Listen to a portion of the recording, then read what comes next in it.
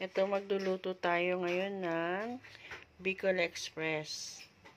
Ito ang ating sahog. Liempo, bawang, sibuyas, luya, yung pangsigang na sili na green, labuyo, kakanggata at ang sigarilyas. So guys, tara, let's go at hiwain na muna natin tsaka natin lutuin. So, ayan na guys. Ayan, ganyan na natin sila hiniwa, yung mga ingredients natin ng Bicol Express. Ayan. Kinanyan ko yung ating siling green. Lagyan ako ng konting labuyo. Ayan po. Yung garlic. At saka yung ating pong luya. Ito po yung ating gagamiting gata. Ito po yung ating liempo. At ang ating sigarilyas, guys. Ayan po. So, magluluto na po tayo ng Bicol Express, guys. Guys, ito na. Lagyan natin yung mantikang ating kawali.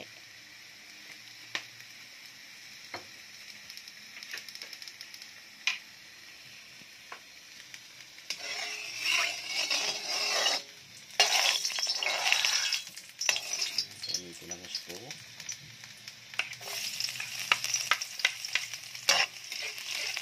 Yun na, lagyan natin yung bawang at ating papulahin yung brown man lang. Next natin ay ang ating sibuyas.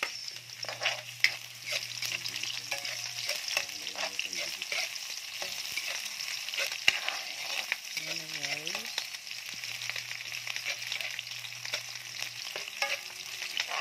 Next natin ay ang ating luya.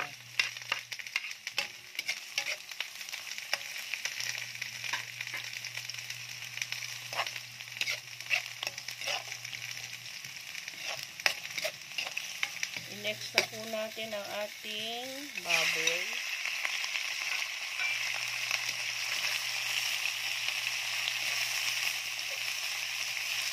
Ayan. Sasip-sip po natin maigi guys. Halu-haluin natin maigi hanggang siya ay maluto. So, lagyan natin guys ng konting asin para makalasa yung ating baboy. Ayan guys.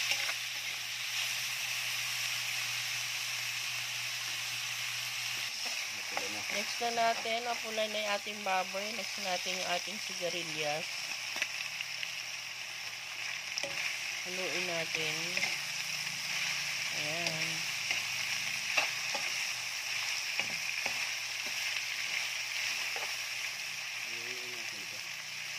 At isama na rin natin yung siling pangsigang, kulay green at ang ating labuyo.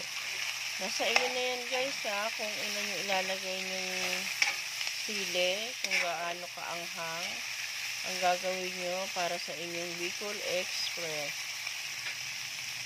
Guys, tapan muna natin. Guys, buksan na natin. Lagay na natin yung ating kakanggata.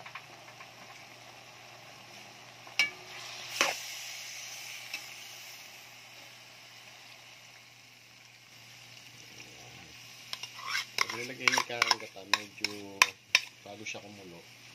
Dapat hahalo-halo niyo para hindi siya makulta. Ano yung makulta, yung mamumuumo yung gata niya. Pangit yung pag ganun.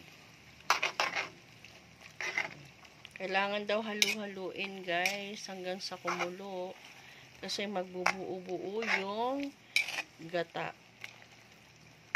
Para hindi siya magbuo, halu-haluin nyo hanggang sa kumulo.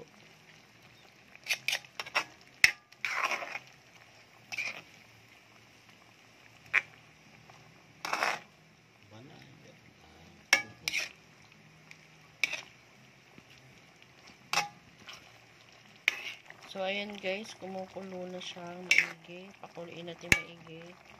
Tapos, kumukulong ganyan, Medyo halo-halo kasi mag-ano siya eh, yung maglalatek ba? Ang tawag ba doon? Yung mumuo, maglalangis. Ah, Maganda yung gatang ng ano lang.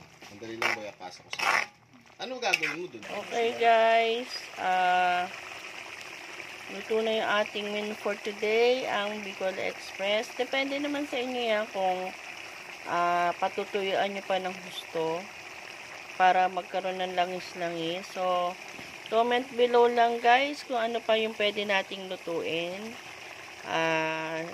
I-comment nyo lang sa akin at lulutuin natin yung gustong paluto sa akin. So, thank you guys for watching.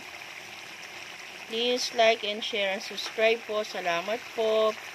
See you next vlog. Thank you.